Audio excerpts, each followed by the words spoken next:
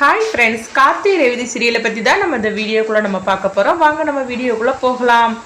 கார்த்தி பார்த்தோம்னா அவங்க ஊர்க்காரங்க கிட்ட சொல்லிட்டு இருக்கிறாங்க, எனக்கு ஒரே ஒரு நாள் மட்டும் டைம் கொடுங்க, எங்கள் மாமா எந்த தப்பும் இல்லைன்னு சொல்லிட்டு நான் நிரூபிச்சு காட்டுறேன் அப்படின்னு சொல்லவும் அப்போ ஊர்க்காரங்களும் இதுக்கு ஒத்துக்கிட்டுதாங்க. இதுக்கு சிவனாண்டி முத்துவேல் அதெல்லாம் கிடையாது, இப்பவுமே இதுக்கு ஒரு தீர்வு சொல்லி ஆகணும், ராஜராஜன் வச்சு கோயில் கும்பாபிஷேகத்தை நடத்தக்கூடாது, அவர் இந்த அளவுக்கு மோசமானவர் தெரிஞ்சதுக்கு அப்புறமா நீங்க என்ன இப்படிலாம் சொல்லிட்டு இருக்கிறீங்க, அந்த ஒரு பொண்ணுக்கு ஒரு நியாயம் வாங்கி கொடுக்க வேண்டாமா அப்படின்னு சொல்லிட்டு இருக்கும்போது உடனே ஊர்க்காரங்க சொல்லிட்டு இருக்கிறாங்க, இங்க பாரு சிவனாண்டி,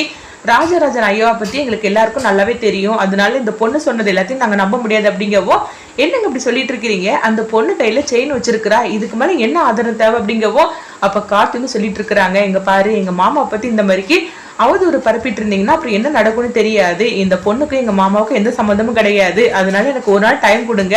இதுல என்ன உண்மை என்ன போயின்னு சொல்லிட்டு நான் நிரூபிச்சு காட்டுறேன் அப்படிங்கவோ உடனே ஊர்க்காரங்களும் சரி அப்படிங்கிறாங்க. அடுத்துதான் பார்த்தோம்னா கார்த்திக் ரேவதி சொல்லிட்டு இருக்கிறாங்க,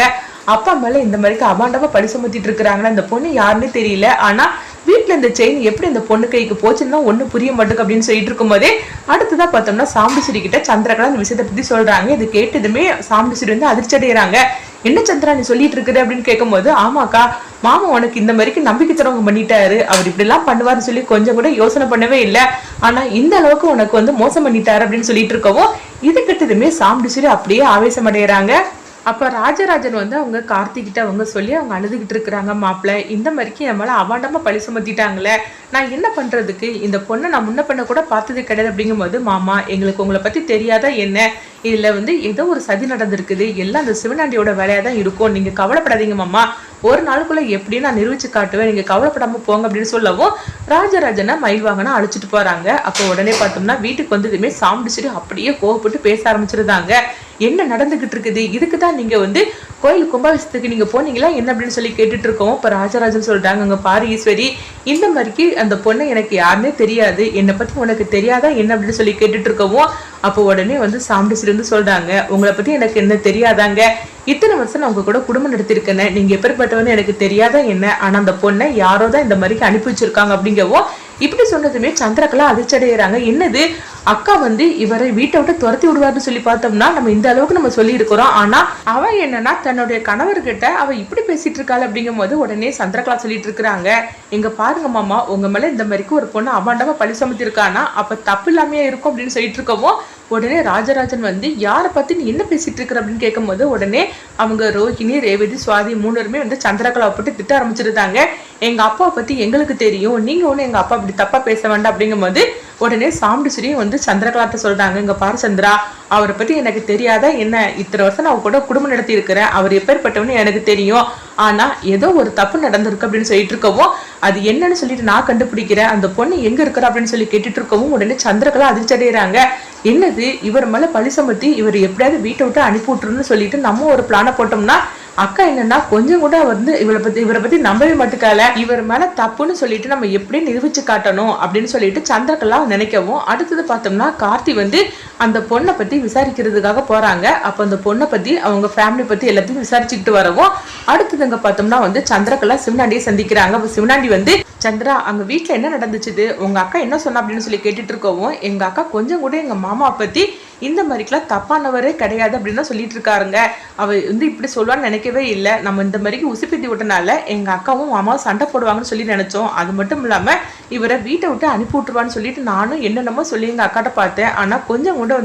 எங்க அக்கா எங்க மாமாவை நம்ப மறுக்கிறா, அவர் தப்பு பண்ணியிருக்க மாட்டாரு அப்படின்னு தான் அவ சொல்லிட்டு இருக்கிறா அப்படிங்கவோ என்ன சந்திரா வழக்கம் போல இதுவும் சொதப்பிருமா அப்படின்னு சிவனாட்டி கேட்டுட்டு இருக்கும் போது கண்டிப்பா சொதப்பாதுங்க,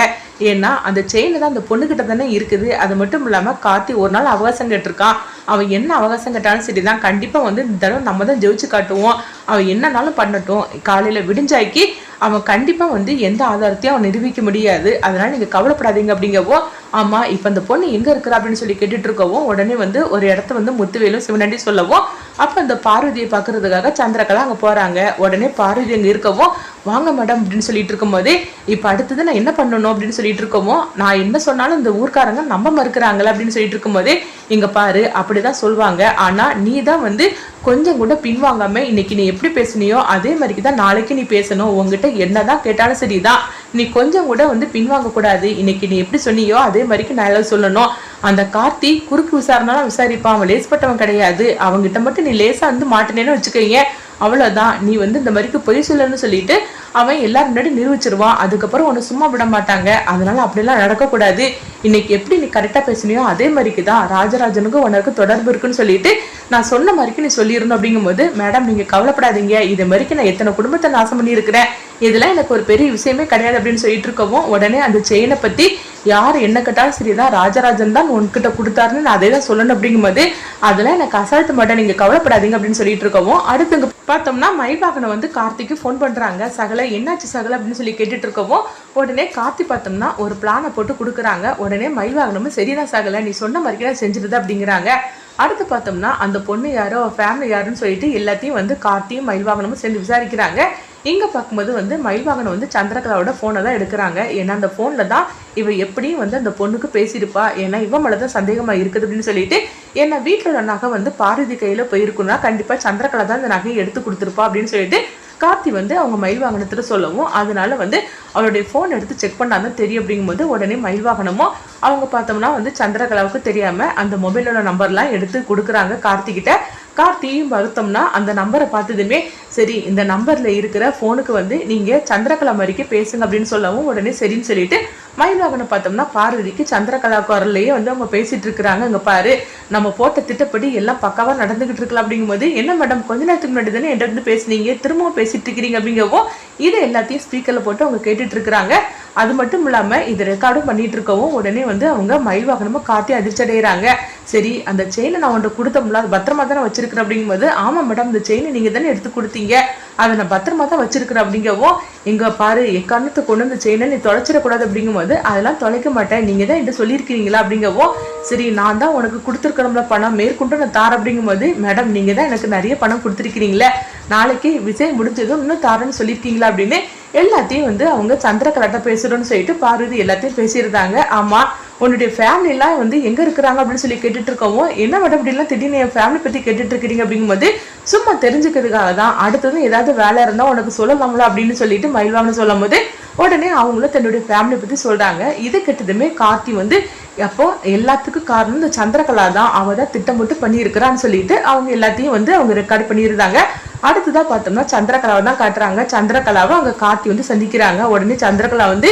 என்ன அதாவது கும்பாபிஷேகத்தை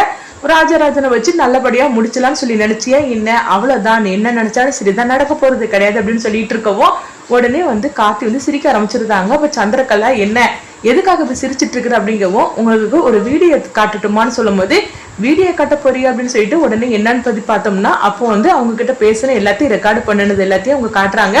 இதை கொஞ்சம் கூட எதிர்பார்க்காத சந்திரகலா அதிர்ச்சி அடைகிறாங்க. இதுக்கெல்லாம் காரணம் நீ தான் இருக்குன்னு நான் சந்தேகப்பட்டது சரியா போச்சுது, இந்த ரெக்கார்டை கேளுப்பாரு அப்படின்னு சொல்லவும், இந்த ரெக்கார்டை கேட்டதுமே சந்திரகலாவுக்கு என்ன பண்ணதுன்னே தெரியல. நான் பேசுனது மாதிரிக்கே வந்து இவன் யாரை வச்சு பேசியிருக்கிறான், அதனால வந்து பார்த்தோம்னா அந்த பார்வதி எல்லாம் உண்மை போட்டு உடைச்சிட்டால, இப்போ என்ன பண்றதுக்கோ தெரியல அப்படின்னு சொல்லிட்டு இருக்கவும், அப்ப கார்த்தி பார்த்தோம்னா, நீ எல்லாம் வந்து ஒரு மனுஷியே என்ன இந்த மாதிரிக்கு வந்து உங்க அக்காவோட குடும்பத்தையே நாசம் பண்றதுக்காக இருக்கிறியே,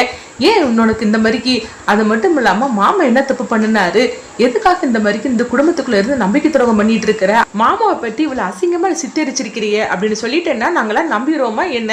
அந்த செயினை நீ கொண்டு கொடுத்துக்கிட்டு மாமா கொண்டு கொடுத்தாருன்னு சொல்லிட்டு இப்படி அப்பட்டமான ஒரு பொய்யை சொல்லியிருக்கிறிய, இது உனக்கே நல்லா இல்லையா, நீ தான் உன் புருஷனை பிரிஞ்சு வாழ்ந்துகிட்டு இருக்கிற, இப்ப பார்த்தோம்னா எல்லாரையும் இந்த மாதிரிக்கு பிரிச்சு வைக்கணும்னு சொல்லிட்டு முடிவெடுத்துட்டு இருக்கிறிய, உனக்குலாம் என்னதான் என்னமோ தெரியல, எப்பவுமே நீ இந்த மாதிரி தான் நினைச்சிட்டு இருப்பியா அப்படின்னு சொல்லிட்டு இருக்கவும், உடனே சந்திரகலாவுக்கு என்ன பண்ணதுன்னே தெரியல. வசமா அந்த கார்த்திகிட்ட மாட்டிக்கிட்டோம்னு சொல்லிட்டு இருக்கவங்க பாரு, நாளைக்கு ஊர் பஞ்சாயத்துல அந்த பொண்ணு சொன்னது எல்லாமே பொய்ன்னு சொல்லிட்டு அவளே சொல்லணும், அப்படி மட்டும் அவ சொல்லாம இருந்தான்னு வச்சுக்கேங்க, இந்த ரெக்கார்டை நான் எல்லார் மத்தியிலும் நான் காட்டுவேன், அப்புறமா நீ தான் மாட்டுவேன், நான் இப்பவுமே போய் நான் வந்து இந்த ரெக்கார்டை அத்தைகிட்ட நான் காட்டியிருப்பேன், ஆனா அடுத்த நிமிஷமே உனக்கு கழுத்தை பிடிச்சி வெளி தள்ளிடுவாங்க, நாளைக்கு ஊர் பஞ்சாயத்துல வந்து அந்த பொண்ணு சொன்னது எல்லாமே பொய்ன்னு சொல்லிட்டு அவ வாயால சொல்லணும் அப்படிங்கவோ, இது கிட்டதுமே சந்திரகலா வந்து வழக்கமுள்ள இந்த கார்த்திகிட்ட நம்ம சிக்கிக்கிட்டோமே அப்படின்னு சொல்லிட்டு அதிர்ச்சி அடைகிறாங்க. அடுத்த நாள் பஞ்சாயத்துல அந்த பொண்ணு வந்து பார்த்தோம்னா, எனக்கும் ராஜராஜனுக்கும் எந்த சம்மந்தமும் கிடையாது, அவர் மேல நான் வீண் பழி சுமத்தினேன், நான் பணத்துக்கு ஆசைப்பட்டு தான் இந்த மாதிரிக்கு நான் தப்பு பண்ணிட்டேன், என்னை மன்னிச்சிருங்க, இதுக்கெல்லாம் காரணம் சிவனாண்டி தான் அப்படின்னு சொல்லவும், இது கெட்டதுமே ஊர் பஞ்சத்தில் உள்ள அவ்வளோருமே வந்து இந்த பொண்ணை விடக்கூடாது அப்படின்னு சொல்லிட்டு இருக்கிறாங்க. அடுத்தது என்ன நடக்க போகுது கார்த்தி இந்த மாதிரிக்கு ராஜராஜன் மேல எந்த தப்பும் இல்லைன்னு சொல்லி நிரூபிச்சிருந்தாங்க. இதனால அடுத்தது சந்திரகலாவும் சிவனாண்டியும் போட்டு சேர்ந்து அடுத்ததான் அவங்க என்ன திட்டம் பண்ண போறாங்க, அடுத்து என்ன நடக்க போகுதுன்னு சொல்லிட்டு வெயிட் பண்ணி பார்க்கலாம்.